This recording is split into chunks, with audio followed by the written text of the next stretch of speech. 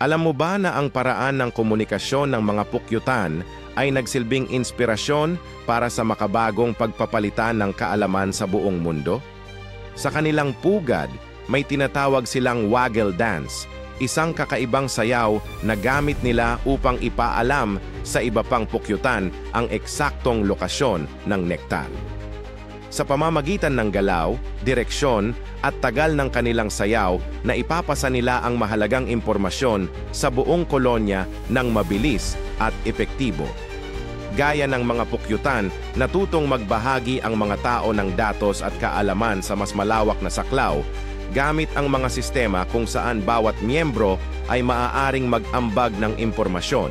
Ang prinsipyo ng kolektibong katalinuhan ng mga pukyutan ay nagbigay daan sa pagbuo ng mga plataporma na parang isang malaking pugad kung saan ang bawat isa ay sabay-sabay gumagalaw para sa iisang layunin, ang maipasa ang mahalagang impormasyon sa lahat. Dahil dito, mas naging bukas tayo sa pakikipag-ugnayan at pagtutulungan na nagpalawak ng ating kakayahan sa pagkatuto at pag-unlad bilang isang komunidad. Sa ganitong paraan, ang simpleng sayaw ng mga pukyutan ay naging inspirasyon sa modernong paraan ng pagbabahagi ng kaalaman sa buong mundo.